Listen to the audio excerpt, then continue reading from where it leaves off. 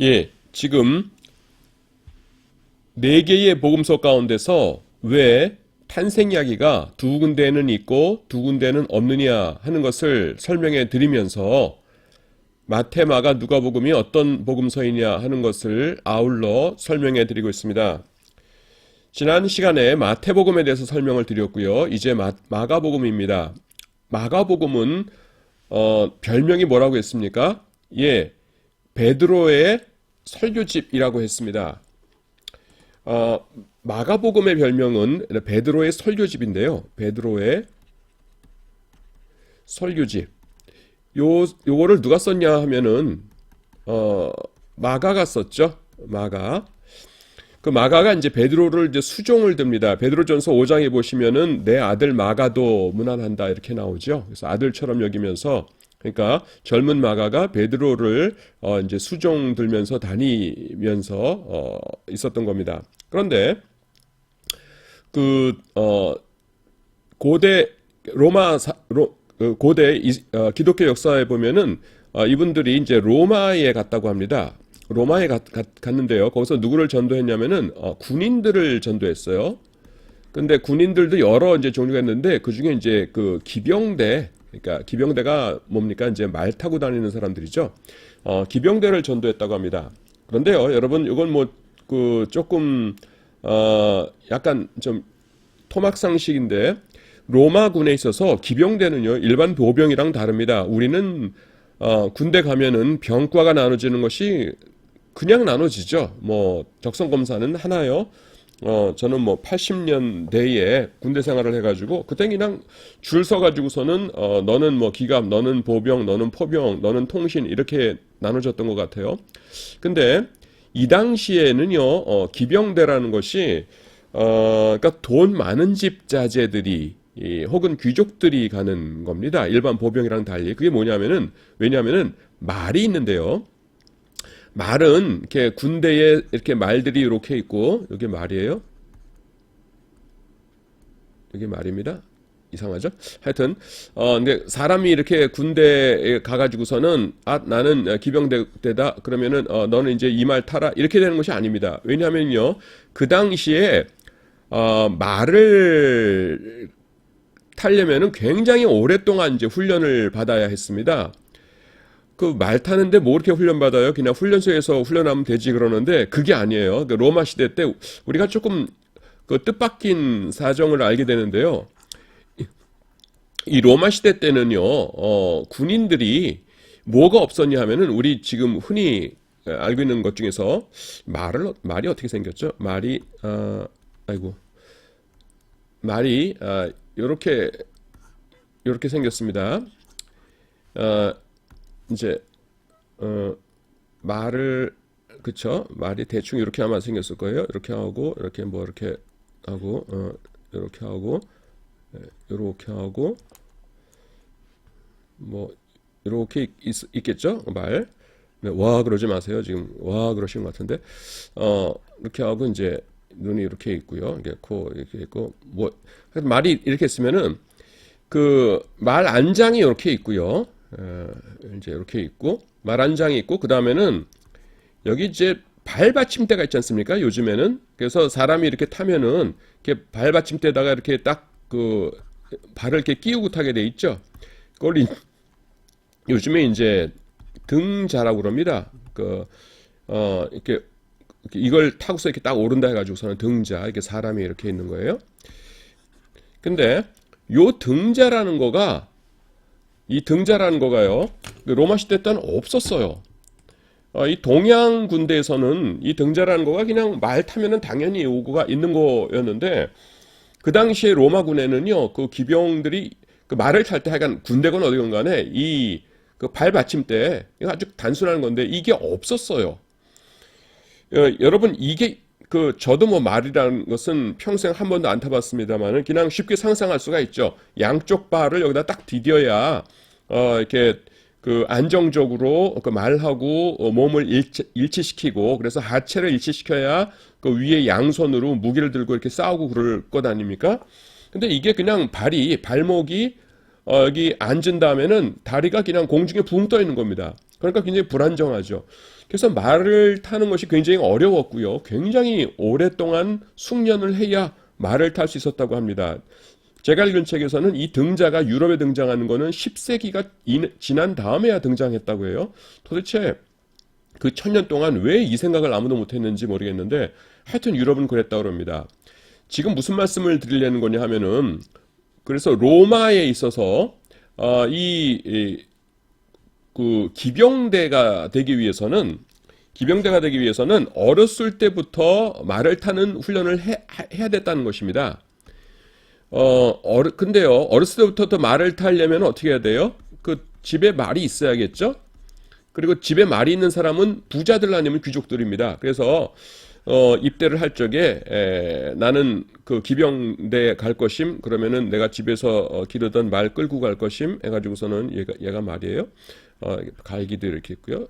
귀도 이렇게 있고. 그래서 얘를 이제 데리고 같이 입대하는 겁니다. 어렸을 때부터 탔던 말을 몰고서. 그래서 이 기병대는요, 보병이랑 달랐어요. 그냥 지금처럼 너는 포병이다, 너는 보병이다 이래서 병과가 나눠지는 것이 아니라 같은 로마군 내에서도 기병대는요, 일반 보병에 대해서 보병에 비해서 훨씬 좀 이렇게 지적인 수준이나 교육 수준이 높은 사람들이었습니다. 자, 그런데요, 교회세책에 보면 어떤 얘기가 나오냐면은 로마에서 전도를 했습니다. 전도를 해서 이 기병대 사람들이 많이 예수님을 믿었다고 해요. 그래서 이제 됐군요. 이제 나는 이제 다른 곳에 가서 또 전도하렵니다라고 하는데 이 사람들이 잡았다는 겁니다. 아이고, 베드로 사도님 그냥 가시면 안 됩니다. 지금은 우리가 사도님께서 전해주신 말씀을 다 기억하는 것 같지만은 우리 이제 말 타고 이제 막 돌아다니고 그러는 사람들인데 이러다 보면은 우리 이제 다 잊어버립니다. 그러니까 말씀하시는 것을 책으로 써주세요 이랬답니다.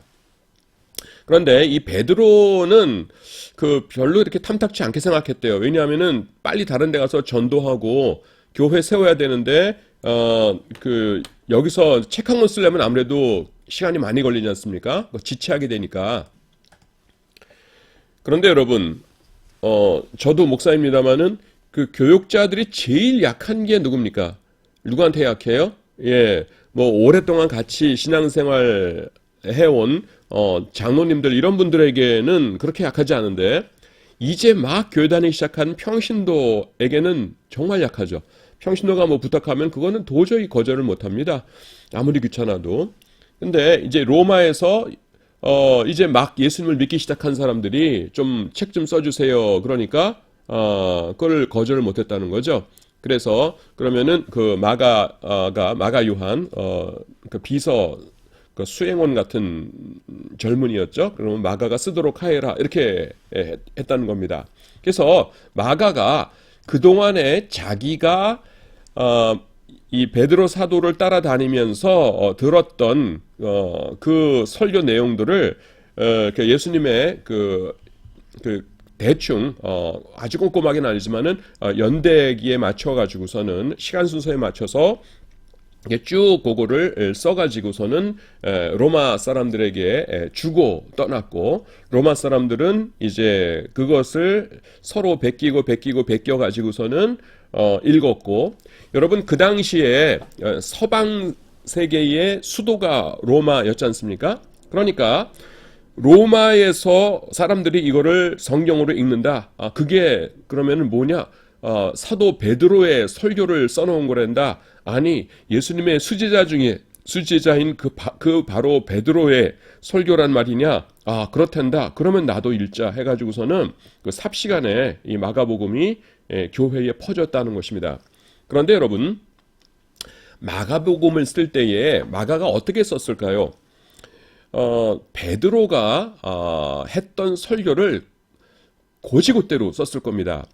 여러분 지금은요 인터넷 시대이죠. 그래서 어디서 했던 설교 다른 데 가서 잘 못합니다. 왜냐하면은 저도 그런 경우가 있는데 어디 가서 이제 설교를 하고 그 다음에 뭐 이렇게 특강을 하지 않습니까? 그러면 저한테 전혀 한 번도 안 알리고서요. 그 교회에서들 그냥 이렇게 온라인 애들 올리세요. 지금 여러분들이 유튜브에 내 이름 치면은 이렇게 뭐 강의한 거, 그 다음에 이렇게 특강한 거 이런 것들 올라와 있는데 제가 올린 거 아닙니다. 그냥 그 주최 측에서들 올리신 것이에요.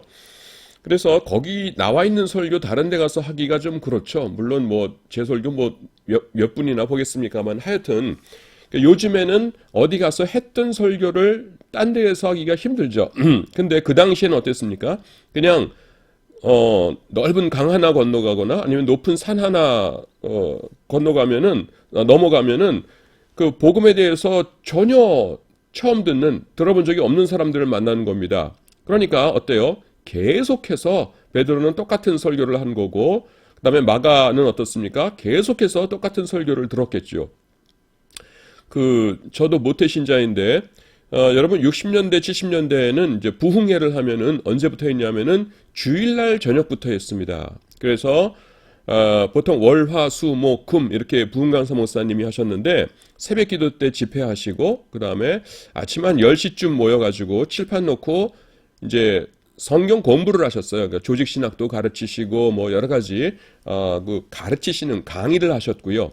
그 다음에 저녁에는 이제 집회를 하셨고 그래서 금요일 저녁이 되면은 아주 이제 큰 집회 날이었죠. 아주 뜨겁게 사람들도 아주 이제 오늘 이제 마지막이다 해서 간절하게 부르짖는 그런 부흥 집회를 했습니다. 그래서 저도 어렸을 적에 이제 시골에서 살았었는데 부흥회를 한다 그러면은 그냥 뭐 장로교, 감리교 이런 것도 안 따졌던 것 같아요. 그냥 그 사방 몇 킬로에 있는 기독교인들은 다 모여가지고서는 그 교회에서 부흥회하고 또 딴 교회에서 유명한 부흥강사 목사님 오셨댄다 그러면은 거기 가서 또 부흥회하고 이랬었던 기억이 납니다. 그런데 어떤 사람이 이 부흥강사님께 굉장히 큰 은혜를 받았어요. 그래가지고서는 여쭤봅니다. 다음 주에는 어디서 집회하시나요? 그래서 다음 주에는 강원도 어디입니다. 그러면은 이분이 이제 따라가는 겁니다. 은혜 또 받아야지. 그래서 가보면 어떻습니까? 그 일주일 뭐라 그러나요? 그 레퍼토리가 똑같죠. 화요일 날 새벽 기도 때 이제 금식하시면서 환상 본 거 말씀하시고, 그다음에 목요일 날 저녁 집회 하실 때에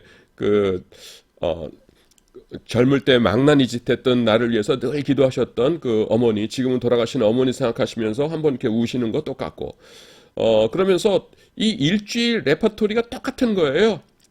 근데 그게 가능했어요. 왜냐하면은 옛날에 인터넷이 있습니까? 뭐 교통시설이 잘 되어 있습니까? 그러니까 그냥 우리나라 여기저기 돌아다니시면서 부흥강사 목사님들 똑같은 것 일주일짜리 이렇게 설교 이렇게 하시면은 그 듣는 사람은 똑같으니까요. 그러니까 다들 은혜 받고 그랬습니다. 그런데 여러분, 지금 우리나라처럼 이렇게 조그만 땅덩어리에서도 그게 가능했는데 그 당시에 로마 제국이었어요.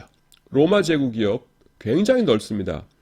그리고 사도 베드로가 그 여기저기 굉장히 그 장거리를 여행하신 거이지 않습니까? 팔레스타인에서 로마까지면은. 그러니까 그동안에 똑같은 설교를 이 마가는요, 귀에 못이 박히도록 들었던 겁니다. 그래가지고, 이 마가가 그거를 그냥 거에 베드로가 말씀하셨던 것을 그대로 써놓은 것이죠. 또 옛날로 갈수록 어떻습니까? 스승의 권위가 셌죠. 근데 보통 스승입니까? 예수님의 수제자이시죠. 그러니까 마가가 감히 베드로의 설교에 가감했겠습니까? 그것 아니죠. 고지곧대로 들은 대로 설교를 했을 겁니다. 자, 여러분 근데 여기 마가복음이 있습니다. 마가복음이 있는데요. 자, 요거는 누가 썼냐면은 이제 마가가 썼어요. 마가는 뭘 얘기를 들으면서 썼냐면은 베드로의 설교를 들었습니다. 베드로는 이번에는 누구의 말씀을 그대로 썼을까요? 예수님의 말씀을. 예수님께서 하셨던 말씀과 그 다음에 하셨던 사역을 베드로의 입장에서는 자기는 아무리 예수님의 수제자라도 인간인데요. 예수님은 하나님이시잖아요. 하나님의 말씀을 가감할 수 없어요. 그래서 예수님께서 하셨던 사역을 그대로 옮기고 하셨던 말씀을 그대로 사람들에게 전했을 겁니다. 이번에는 마가의 경우에는 뭐예요? 수제자이신 베드로가 하나님의 영감으로 인해서 전했던 그 말씀을 감히 가감삭제 못했겠죠. 그대로 옮겼어요. 그것이 뭡니까? 마가복음이 되는 겁니다. 그래서 마가복음은요, 별명이 베드로의 설교집이에요. 그래서 이렇게 되는 겁니다. 자, 그런데 여러분, 그러니까 마가복음의 그 기원이 예수님의 사역인데요. 예수님께서 자신의 탄생 이야기 말씀하셨습니까? 안 하셨습니까? 하신 적이 없어요. 왜냐하면요, 예수님의 말씀의 주제가 뭡니까? 첫 번째 설교에서 뚜렷하게 나타나죠. 회개하라, 천국이 가까웠느니라. 예수님의 그 사역, 설교의 주제는요, 천국을 전하는 것이었어요. 회개하라 하면서 하나님의 나라 전하셨습니다. 그래서 예수님의 그 비유들도 전부 어떤 비유들입니까? 천국 비유들이잖아요. 예, 무슨 뭐 그물 던지는 비유, 그 다음에 밭에 감춘 보화 비유, 열처녀 비유 해서 너네 그렇게 살다가는 지옥 간다. 아, 내가 너희를 위해서 지금 구해주러 온 메시아이니까 나를 믿고 내 말을 듣고 천국 회개하고 천국 가라. 이것이 예수님의 메시지였지 않습니까? 그래서 예수님께서는요, 자신을 드러내지 않으셨어요. 항상 이 천국에 대해서, 회개할 것에 대해서 말씀하셨습니다. 그런데요, 이 예수님의 탄생 이야기는요, 아무리 겸손하게 이야기를 해도요, 그 자체로서 자기 자랑이 됩니다. 여러분 생각해 보세요.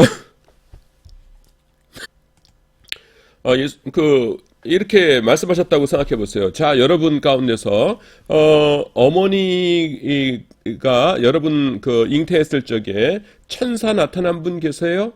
네, 꿈에 천사 나타난 분도 거의 없죠? 뭐, 호랑이가 뱃속으로 들어왔다라든가, 그게 커다란 꽃송이가, 그 몸속으로 들어왔다라든가, 이러면서 보통 아이들 낳으셨죠?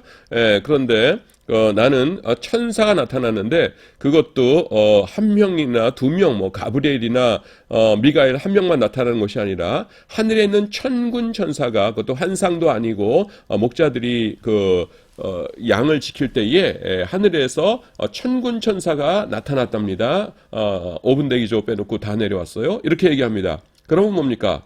그냥 아무 자랑 안 하고 그냥 그 사실 팩트들만 딱 얘기한 거예요. 그런데도 뭡니까? 이게 자랑이죠. 자, 여러분 태어났을 적에 동방에서 박사님들 오신 분들 계세요? 나는 동방에서 박사님들이 오셨어요. 어떻게 오셨냐고요? 하늘에 그때 큰 별이 나타났답니다. 그래서 내가 태어난 그 위까지 별이 며칠이고 몇 주고 비쳤답니다. 그래서 먼 동방에서 그 별을 보고 박사님들이 오셨답니다. 그리고 그분들이 그 어르신들이 내가 갓난 애기였을 적에 이마가 땅에 닿도록 내 앞에서 절을 하셨답니다. 그리고 나에게 그 황금과 유향과 모략 귀한 거를 이렇게 선물로 주고 가셨답니다. 이렇게 얘기를 합니다.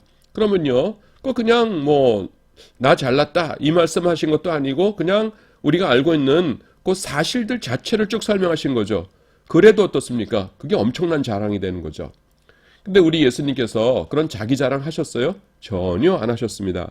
그러니까 예수님께서요, 자신의 그 탄생에 대해서 한 번도 말씀하신 적이 없어요. 왜냐하면 그거는 자기 자랑이니까. 그래서 베드로는 그 사실에 대해서 알았건 몰랐건 예수님께서 말씀 안 하신 것은 자기 설교에도 얘기 안 했어요. 그러니까 마가는 이번에는 뭡니까? 그 베드로께서 사도가 그 설교 때 언급 안 하신 것은 자기 책에도 안 쓴 겁니다. 그러니까 마가복음에는 뭐예요? 예수님의 탄생 이야기가 들어갈 일이 있어요, 없어요? 없는 거예요. 그래서 마가복음에는 예수님의 탄생 이야기가 전혀 없는 겁니다. 자, 여러분, 마태복음에는 왜 탄생 이야기가 있고 마가복음에는 왜 없나 하는 거 설명해 드렸어요. 이해가 되시죠? 자, 요한복음도요, 마가복음과 마찬가지입니다. 요한복음도 근본적으로 그 예수님께서 하셨던 말씀과 예수님께서 하신 사역을 요한이, 예수님의 제자 요한이 직접 눈으로 보고 귀로 듣고 그것을 기억해 가지고서는 기록한 것이에요.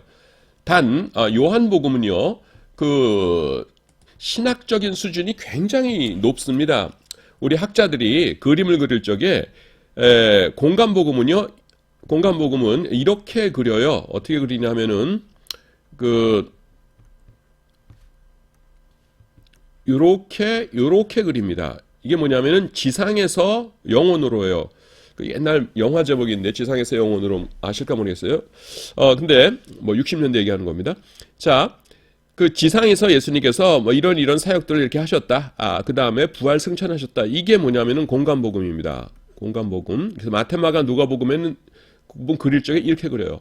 근데요, 이 요한복음은요, 학자들이 그릴 적에 이렇게 그립니다. U자로 그려요.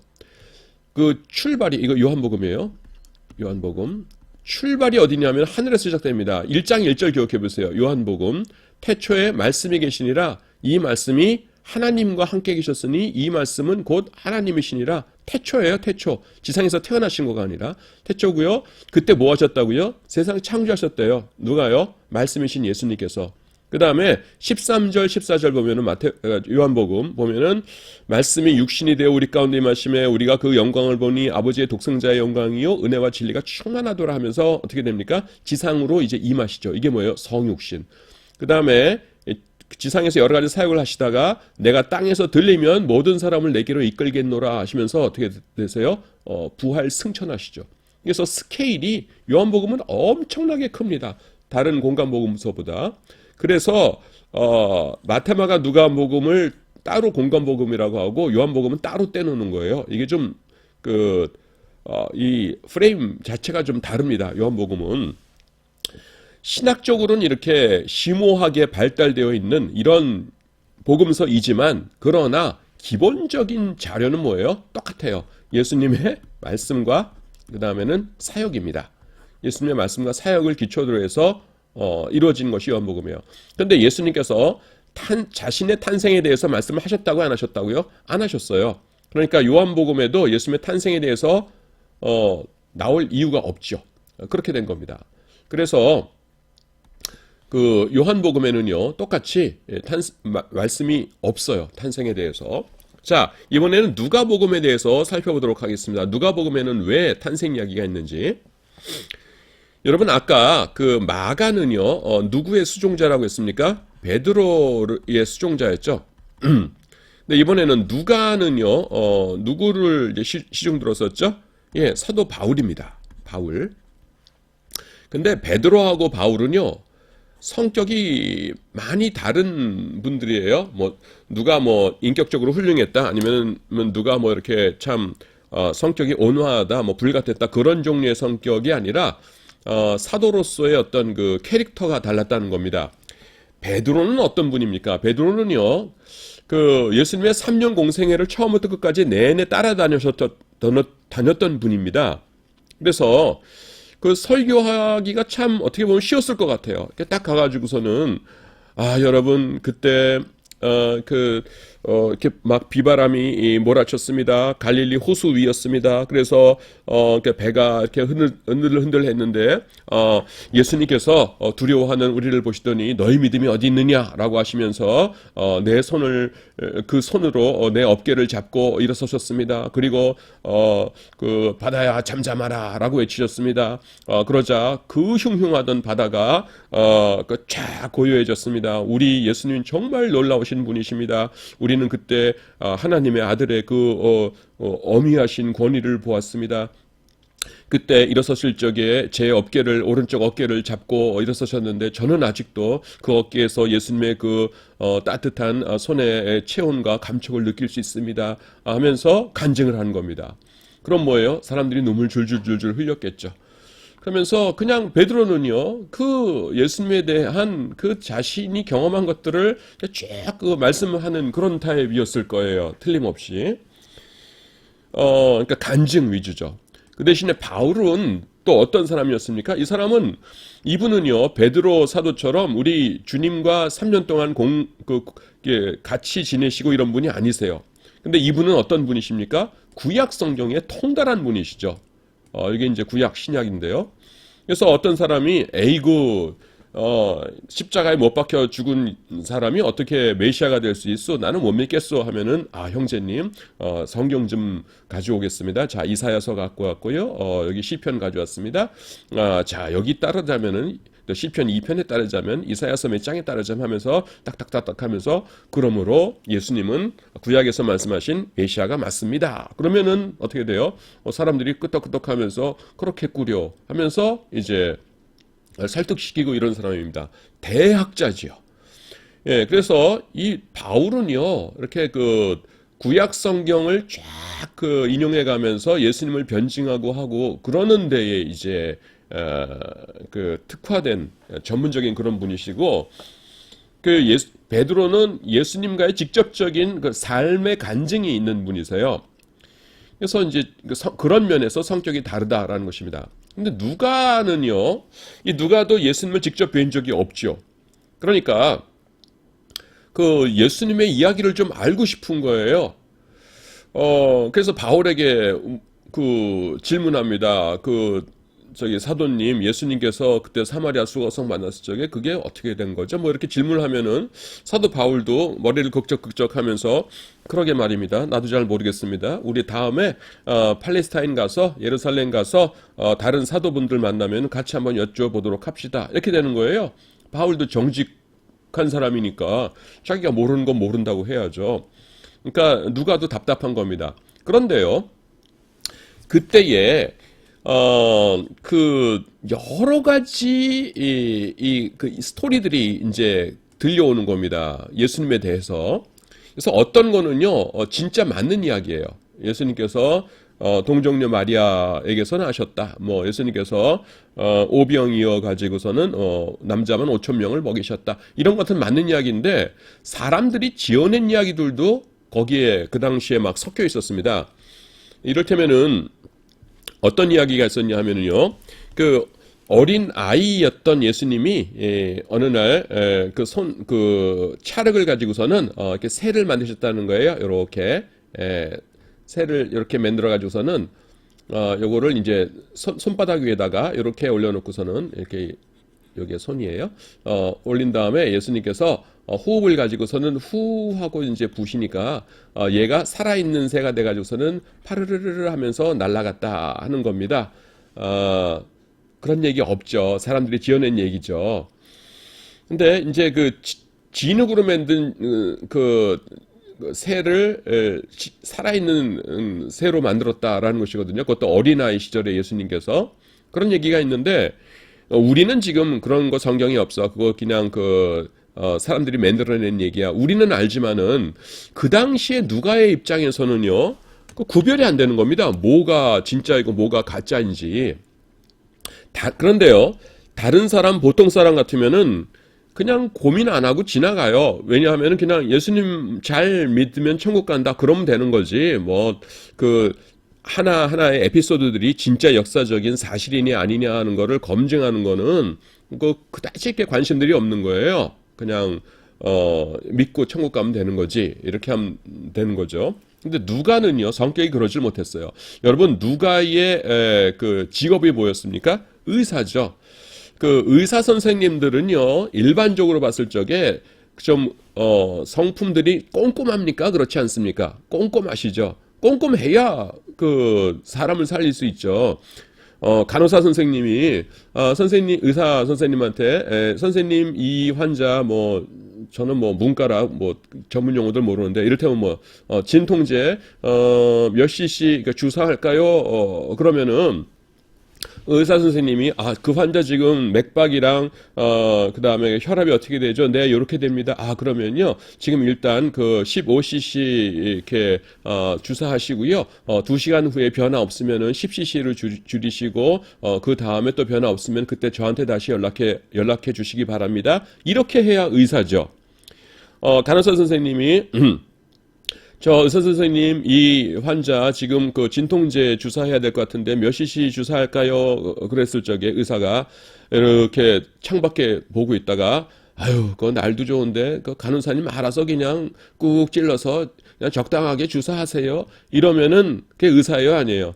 그런 의사가 있을 리도 없지만은 그 의사들은 그러지 않죠. 아주 그러니까 직업상 사람의 생명을 다뤄야 되기 때문에 이렇게 좀 꼼꼼하고 그렇게 됩니다. 꼼꼼한 사람이 의사가 되고 또 의사로서 수련 과정을 레지던트 이렇게 겪고 그다음에 그 경험을 쌓아 나가다 보면 어쩔 수 없이라도 이렇게 꼼꼼한 성격이 되겠지요. 근데 누가가 그랬어요. 그래서 다른 사람들은 그냥 이 얘기 저 얘기 들려오는 거 다 믿고 그냥 그런가 보다 하고 지나는데 이 누가는요 그거를 견딜 수가 없었어요. 너무 궁금해서 뭐가 역사적인 팩트이고 뭐가 거짓말일까 하는 것을 구별하지 못하니까 답답해서 견딜 수가 없었어요. 그래서 이 누가는 나한테 이제 기회만 주어지면은 내가 그 예수님에 대한 팩트들, 그 사실들만 한번 이렇게 수집해서 책을 만들어 보리라고 하는 그런 마음의 소원을 가지고 있었습니다. 누가요? 누가가요? 이 말 하고 보니까 갑자기 그 주일학교 때 어렸을 때에 그냥 에피소드가 생각나는데, 그러니까 주일학교 선생님이 이제 분반 공부라는 거 하지 않습니까? 그러면은 학생들한테 이렇게 물어봤었어요. 여러분 누가복음은 누가 썼나요? 그러면은 우리가 누가요? 그러면서 서로 얼굴 쳐다보면서 키득키득거리던 기억이 납니다. 누가가 누가를 썼대요. 그러면서 참 뭐 생각해 보면은 저를 가르쳐 주셨던 신학교 교수님들도 감사하고 또 목사님들 설교 주셨던 전사님도 감사하지만요. 저는 진짜 감사하고 지금도 마음이 이렇게 강하면서 울컥한 거가 초등학교 때 그것도 어렸을 적에 저 가르쳐 주셨던 그 반사 선생님들, 주일학교 선생님들 정말 감사해요. 제가 얼굴도 이름도 지금은 아무도 기억을 못합니다. 하지만 그때에 저를 위해서 기도해 주셨고 그 성경책 이런 스토리들 하나하나 알려주셨던 분들은 그분들이시거든요. 저는 천국에 가면은 그분들 꼭 만나 뵙고 감사 인사 드리고 싶어요. 여러분들이 가르쳐 주셔서 제가 이렇게 잘 커서 천국까지 왔습니다. 감사합니다 하면서 인사드리고 싶어요. 자, 그런데 누가가 이제 내가 그 역사적인 사실들만 좀 수집해 보고 싶다 하는데 그 두 가지가 없었어요. 첫 번째는 뭐가 없었냐면은 시간이 없었고요. 시간. 두 번째는요, 돈이 없었어요. 뭐 이렇게 자금이 없다, 뭐 이렇게 고상하게 안 쓰고 그냥 돈이라고 쓸게요. 시간은 왜 없냐 하면은 이분이 지금 누구랑 같이 다녀요? 바울입니다. 근데 바울은요, 성령 충만하신 분이기 때문에 그렇기도 하지만은 원래 성품 자체가 이렇게 보면은 좀 액티브 하세요. 그래서 시간 낭비하고 이런 거를 못 하시는 분입니다. 근데 이분 쫓아다니려니까 누가가 정신이 없죠. 그래서, 편안하게 자기가 그 증인들 쫓아다니면서 역사적인 사실들 수집하고 그럴 시간이 없어요. 그 다음에는 돈이 없어요. 누가가 의사이기 때문에 아마 돈을 그래도 꽤 버셨을 텐데 지금 전도여행 다니시느라고 뭡니까? 전부 다 그거 사용했겠죠. 전도하느라고. 그러니까 돈이 없어요. 그래서 내가 그러니까 시간 좀 있고 돈 좀 있고 그러면은 그 증인들 찾아가가지고 내가 그 팩트들만 좀 알아보고 싶은데 이렇게 생각을 했던 겁니다. 증인들이라는 게 뭐냐면은 이를테면 야이로의 딸을 살렸다? 그러면은 야이로 집안 찾아가는 거예요. 예. 그런 다음에 예수님께서 5,000명을 먹이셨다? 그러면은 그 5,000명 중에 한 사람 찾아가는 겁니다. 그래서 내가 들었는데요, 이랬대요라는 것이 아니라 내가 그때 베드로를 직접 봤습니다. 내가 그때 예수님께서 우리 집에 오셨던 것을 직접 본 사람입니다 하면서 1차적인 증인들을 찾아가서 그 팩트들만 체크하고 싶었던 것이에요. 그런데요, 누가가 이런 소원을 가지고 있었는데 드디어 하나님께서 그 소원을 들어주셨어요. 그게 뭐냐면은 첫 번째가 이제 시간이라고 했지 않습니까? 시간. 그리고 두 번째가 이제 돈인데요. 돈. 자, 시간은 언제 났냐 하면은요, 사도 바울께서, 여기 이제 갈릴리고요, 사해바다입니다. 예루살렘에서 체포되셨어요. 그 다음에 우리 사도행전에 나오죠? 가이사랴로 압송됩니다. 천부장이 가이사랴로 보내죠. 여기 이거 좀 부가적으로 좀 설명을 드려야겠네요. 여러분, 요게 예루살렘이고요. 요게 이제 가이사랴인데, 로마 총독이, 팔레스타인에 부임을 하지 않습니까? 로마 총독이 팔레스타인에 부임하면은 어디 머물러 있었을 것 같아요, 여러분? 여러분, 예루살렘이 수도니까 당연히 예루살렘에 있었을 것 같죠? 아니에요. 로마 총독의 입장에서는요, 예루살렘은 정말 재미 하나도 없는 곳입니다. 그냥 이렇게, 지금 저도 한번 가봤습니다만은 그냥 산 위에 있는 동네예요. 시온산이라고 그러죠. 그래서 그냥 돌투성이 산이고요. 거기 이렇게 위락시설도 없어요. 그리고 물이라도 보려면 여기서 요단강까지 가야 되는데 요단강이 굉장히 좁은 강입니다. 한강에 비하면 정말 몇 분의 1밖에 안 되는 그런 강이고, 그다음에 뭐 그 산악지대니까 뭐 전차 경주장이나 이런 것도 없고요. 근데 가이사랴는 저도 이제 학생들이 인솔해서 가봤는데요. 이렇게 그 해변이 있으면은 해변 바로 옆에 이제 배너에 나오는 그 전차 경주장이 있지 않습니까? 그보다 규모는 훨씬 작지만 그것도 있고요. 그냥 제걸음으로 한 5분도 안 된 것 같아요. 그러면은 왜 그 뭐라 그러는지 모르겠는데 아레나라고 그러던데요. 아레나 이렇게 있어가지고서는 여기서 그 노래 부르면은 여기서 이제 그 관중들이 듣고 하는 게 원뿔형이라고 그러나 뭐라 그러죠? 반원형으로 된 제가 뭐 설명한지 여러분 아시죠? 하여튼 그 아레나라고 그러더라고요. 그래서 그런 그 야외 음악당도 있고 그 다음에 여기가 지중해예요. 있어가지고서는 로마에서 사람 친구들도 왔다가 자네가 총독인가? 자네 어디 가는가? 난 알렉산드리아 가는 길일세. 그 내 관지에서 그 이야기나 좀 하다 가세 그러세요 하면서 며칠 묵다가 친구가 또 잘 가세 그러면서 가기도 하고 이곳은요 가이사랴는 상당히 있기가 쾌적한 곳이에요. 그래서 이 로마 총독들이 오면은 가이사랴에 머물렀습니다. 그리고 예루살렘의 그 치안 책임은 누가 졌냐면은 천부장이요, 천부장. 그래서 여러분 사도 바울께서 3차 전도여행 끝나고 예루살렘에서 체포됐었을 적에 거기 누가 등장해요? 천부장이 등장하죠. 왜냐하면은 그 치안 책임자였어요. 근데 로마 시민권자니까 내가 이거는 다룰 일이 아니다 해가지고서는 가이사랴를 보냈잖아요. 왜냐하면 가이사랴에 그 총독 벨릭스가 있었으니까. 자, 그러면은 그 예루살렘에는 총독이 언제 오냐면은 1년에 3번씩 3대 절기 있지 않습니까? 어떤 절기예요? 6월절, 그 다음에 50일 후에는 오순절, 그 다음에 가을, 양력으로 9, 10월경에 있는 초막절. 요때가 되면은 예루살렘 인구가 확 늘어납니다. 뭐 요세푸스의 글에 따르자면은 뭐 100만 명이 넘는다 그러는데 저도 예루살렘 가봤지만 거의 100만 명이 있을 때는 아닌 것 같아요. 베다니까지 쫙 간다, 동쪽에 있는 베다니까지 간다고 해도 100만 명 수용은 아닐 것 같아요. 그러니까 좀 과장인데 하여튼 뭐 수십만 명은 왔을 겁니다. 그러면은 남자들이 그것도 먼 거리에서 여행 올 수 있는 남자들이면 건장한 남자들이죠. 건장한 남자들이 몇십만 명이 갑자기 예루살렘에 있다 그러면은 갑자기 어디서 어떤 사람들이 선동꾼이 나타나가지고서는 우리 로마에 대항하여 일어나자 뭐 이렇게 하면 와 그러면은 골치 아프잖아요. 그러니까 그때만 이 총독이 이 사람들을 이끌고 예루살렘에 왔어요. 와가지고서는 이제 군인들을 이끌고 와서 군인들이 이제 수비를 하면서 조용히들 있다 가세요. 괜히 그 말썽 일으키면은 안 좋아요. 그러면서 이렇게 조용히 하세요. 이러면서 이제 치안을 유지하다가 다시 이제 고향으로들 흩어지죠. 그래서 예루살렘이 한 10만 남짓한 조그만 이제 도시가 되는 겁니다. 그러면은 자 이제 우리도 이제 가이사랴 그러 가자 해서 어뚤 해가지고서는 자기는 말 타고 딴 사람들은 걸어오게 하고 해가지고서는 다시 이제 가이사랴에 와서 거기 머무는 겁니다. 그래서 총독이 머무는 곳은 가이사랴였어요.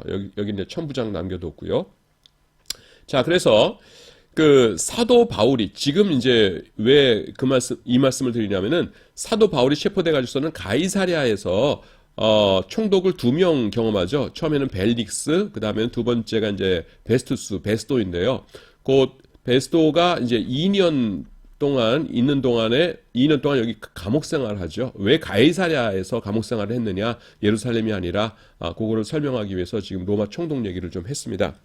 하여튼 그 2년 동안 있는 동안에 이 수종 들었던 그 누가는 어떻습니까? 처음에는 뭐 가서 면회도 하고 그랬겠지만은 그 2년 동안 계속 옆에 붙어 있을 필요는 없잖아요. 그래서 사도 바울께서 여기 체포되셨을 적에 그 누가가 이제 시간이 났을 것이다. 학자들이 그렇게 생각을 합니다. 합당한 추론인 것 같고 그래서 시간 문제는 해결이 돼요. 그 다음엔 돈인데요. 그 돈이 필요한 거가 두 가지입니다. 하나는 필기구고요. 필기구. 하나는 여행비예요. 여행비. 여행비는 우리가 쉽게 이해가 됩니다. 그 여행비 많이 들었겠죠. 가는 데마다 이제 뭐 여관이나 이런 데서 자야 되고 이동하려면은 뭐 걸을 수도 있지만은 또 뭐 경우에 따라서는 마차 같은 거 여행용 마차 같은 거 타기도 하고 그랬을 테니까. 근데 이제 필기구는요, 여러분, 조금 이제 우리가 생각을 해야 되는 게 과거로 갈수록, 지금으로부터 과거로 갈수록 필기구 값이 비쌉니다. 지금은 이제 문방구 가가지고서는 종이 이만큼 뭐 볼펜 뭐 여러 가지 사고 그러면은 그래도 얼마 안 되죠. 뭐 1,000원이면 볼펜 한 3자루 들어간 거 이렇게 사지 않습니까? 제가 주머니에 늘 꽂고 다니는 것도 이제 그런 볼펜인데, 근데 과거로 가면요 필기구 값이 비쌉니다. 그 당시에 이제 양가죽에 쓰거나 아니면 파피루스나 그런 데 썼어야 되는데 파피루스도 비쌌고요. 그 다음에 그 잉크도 지금 기준으로 생각해보면 엄청나게 비싼 것이었어요. 잉크까지도. 그리고 펜도 자주자주 이게 뭉그러지죠. 그러니까 버려야 됐고요. 새로 써야 됐고, 옛날에 그 펜촉 이렇게 된 펜촉 그거 쓰셨던 분은 기억나실 거예요. 이거 얼마 못 가가지고서는 버리지 않습니까? 지금은 이제 이런 펜촉 젊은 사람들은 구경도 못 했을 것 같기도 한데 하여튼 그래서 필기구 값과 여행비 값이 많이 들었어요. 그래서 아이고 돈 없는데 어떡하나라고 했는데 하나님께서 해결책을 주십니다. 그게 누구예요? 누가복음 제일 앞에 등장하는 데오빌로입니다. 데오빌로. 데오빌로는요, 그 누가복음에 보면 각하라고 나오죠. 이 각하라고 쓴 요거의 헬라어 원어의 의미가 원래는 총독급 이상에게 붙이는 그 경칭입니다. 그래서 꼭 총독은 아니었다고 해도 상당히 고위층이었다는 것은 사실이에요. 데오빌로가. 꼭 총독급은 아니었다고 하는 것을 이제 제가 말씀드리면 이렇게 되는 겁니다. 뭐냐면은, 그 당시에도 이 존칭에, 뭐라고 하나, 인플레이션이 좀 있었다고 그래요. 그래서, 여러분 그거 아십니까? 영감님이라고 하잖아요. 영감. 그러니까 영감을 얻었다 그거 말고요. 그 남자 어르신들을 영감님 그러지 않습니까? 근데 영감이 조선시대 때는 삼정승, 그러니까 영의정, 우의정, 좌의정에게만 붙이는 명칭이었어요. 근데 지금은 뭐 그 노인정에 계신 모든 할아버지들은 다 영감님이시죠. 인플레이션이죠. 그리고 영어에 레이디라는 말 있지 않습니까? 레이디, 레이디즈 앤 제널먼 할 때요. 이 레이디도요. 그 지방 있으면 지방 토호, 그러니까 영주 한 사람하고 남자가 있으면은 그의 부인하고 딸들 그 지역, 그러니까 조그만 영토가 아니라 그 넓은 영토, 영주를 젠틀맨이라고 했고요. 그 다음에 그 부인과 그 딸들만 레이디였어요. 근데 지금은 주민등록증 나온 모든 여성들은 레이디죠. 왜 그래요? 그러니까 인플레이션이 있는 겁니다. 그래서 이 총독이라는 경칭도 그러니까 이 각하라는 명칭도 데오빌로에게 사용된 원래는 총독급 이상에 붙이는 것이었는데 그 당시에 약간의 인플레이션이 있었다고 그래요. 하여튼 그래도 굉장히 높은 사람이면 틀림없다라는 것을 우리가 어떻게 알 수 있냐면은 영감님처럼 그냥 아무에게나 쓰이는 것이었다면은 이 단어가 신약 성경에 자주 등장했을 텐데 신약 성경에 거의 등장하지 않습니다. 그러니까 데오빌로는 굉장히 고위급이었다는 거예요. 꼭 총독은 아니었다고 할지라도. 근데 이 데오빌로가 똑같은 그 마음의 고민을 가지고 있었어요. 그래서 이 데오빌로는 어떻게 생각했냐면은 여러 가지 이야기들이 있는데 이것들 중에서 역사적인 사실들, 팩트들만 좀 내가 알고 싶다라는 것을 그런 소원을 가지고 있었어요. 그런데 이 사람은 뭐가 문제냐 하면은요, 돈은 많아요. 총독급이니까, 그러니까 고관이니까 돈은 많은데 그 고급 공무원이기 때문에 시간이 없고요. 그 다음에는 아마 꽤 나이도 있었을 거예요. 그러니까 아이고 내가 고관절도 안 좋고 그 여행 오랫동안 하는 건 너무 힘들어. 그래가지고서는 누가 좀 똑똑하고 신앙 좋은 젊은이가 내 대신 돌아다니면서 역사적인 사실들만 이렇게 수집해가지고서는 나한테 보고서를 써주면 좋을 텐데 이러면서 입맛을 다시고 있는 겁니다. 내가 돈을 얼마든지 줄 텐데 이러고 있는 거예요. 지금 누가는 어떤 상황입니까? 야, 내가 나이도 젊고 그러니까 내가 돌아다니면서 이렇게 역사적인 사실들만 딱딱딱딱 수집하고 싶은데 돈이 없군 이렇게 되는 거예요. 근데 하나님께서 어떻게 하셨어요? 이 데오빌로와 누가를 만나게 하셨어요. 그래가지고서는 나는 그대에게 돈을 줄 테니 그대가 좀 돌아다녀 주시구려. 아이고 감사합니다. 제가 열심히 돌아다녀서 그러면 보고를 올리도록 하겠습니다. 한 거예요. 그래서 누가가 이제 열심히 여러 군데 돌아다닙니다. 그래서 역사적인 사실들만, 팩트들만을 딱딱딱딱 수집해요. 그리고 그거를 이제 나름대로 연대기 순으로 잘 엮어서 책을 만듭니다. 그리고 그 책을 엮은 것을 사람들에게 발표하면서 그 제일 앞에다가 내가 누구의 후원으로 이 책을 만들었습니다 하면서 그 이름을 밝혀요. 그게 누구예요? 데오빌로예요. 그래서 복음서에 보시면 누가복음 1장에 딱 보면은 펼자마자 처음에 데오빌로 각하에게 이걸 보고를 하는 것이 옳은 줄로 알았노니 하는 것이 옳은 줄로 알게 하는 것이 옳은 줄로 알았느니 그러면서 그 어떤 인간 한 사람의 이름이 나오죠. 이 거룩한 복음서에 1장 펴자마자 왜 그 딴 데서는 한 번도 찾아볼 수 없는 사람의 이름이 나와 그러는데 그게 뭐냐면은 이 사람이 스폰서한 겁니다. 여러분 우리 그 교수님들이 저도 교수지만은 유학 갔다 와가지고서는 이제 뭐 책을 쓰고 싶어요. 근데 처음에 이제 직장도 없고 그러니까 돈이 없어요. 그러면은 같이 신앙생활하는 교회 장로님께서 아유 저기 목사님 그 귀한 책 내고 싶으시다는데 얼마 듭니까? 아 몇백만 원 듭니다. 아, 제가 내겠습니다. 아이고 감사합니다. 그러면 어떻게 돼요? 그 책 표지 넘긴 다음에 여기다가 여기쯤에다가 이렇게 써놓죠. 이 책은 아무아무개 장로님의 헌신으로 인쇄된 책입니다. 출판된 책입니다. 이렇게 쓰지 않습니까? 그게 뭐예요? 이 책 낼 때 이분이 돈 내주셨다는 거죠. 그런 책들 본 적이 있을 거예요. 그 누가복음에서 이 데오빌로라는 사람이요 그런 역할을 하는 겁니다.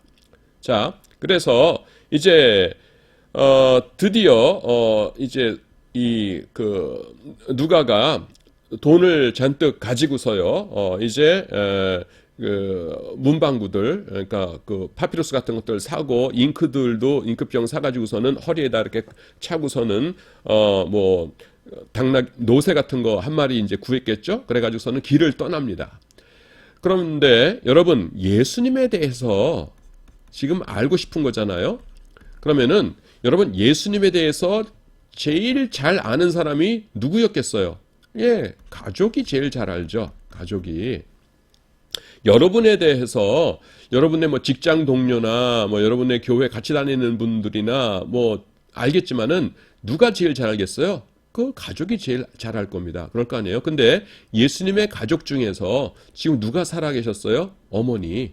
예, 어머니인 누구예요? 성모 마리아가 그때 살아 있었어요. 그래서 누가가 마리아에게 갑니다. 그래서 마리아에게 가니까 마리아에게 뭘 부탁해요?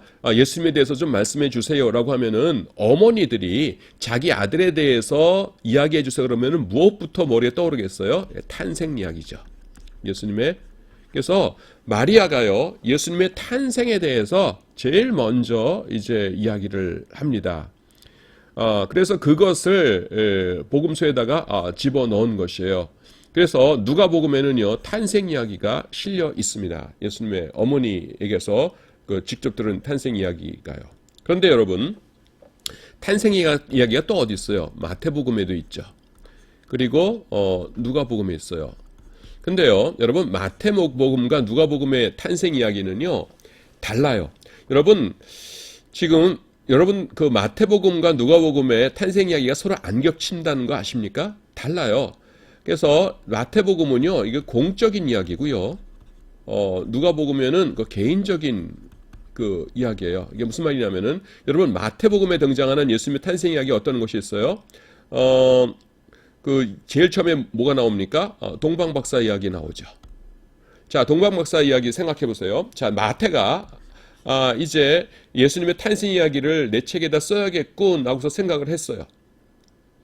그러면은 보니까 동방박사 이야기는요 그냥 알려졌던 이야기입니다. 자, 성경에 보시면 뭐라고 나오냐면은 마태복음 1장에 동방박사들이 헤롯 대왕에게로 가서 뭐라고 얘기합니까? 유대인의 왕으로 나신 이가 어디 계시뇨? 우리가 그의 별을 보고 경배하러 왔노라 한즉 그 다음에 뭐라고 나와요? 헤롯과 온 예루살렘이 듣고 소동한지라 이렇게 나오죠. 온 예루살렘에 그 소문이 퍼져가지고서는 막 아이고야 이게 뭔 소리야 메시아가 오셨대네 그러면서 왕이 나셨대네 그러면서 웅성웅성했다는 거예요. 그리고 동방박사들은요 벌써 예루살렘에 등장했을 때부터 복장도 다르고 그렇기 때문에 다른 사람들이 주목의 대상이 되었을 겁니다. 그러니까 그거는요 동방박사 이야기는 공개적인 이야기예요. 그렇죠? 자, 그리고 또 무슨 얘기 나옵니까? 그 베들레헴 아이들 학살한 얘기 나오죠.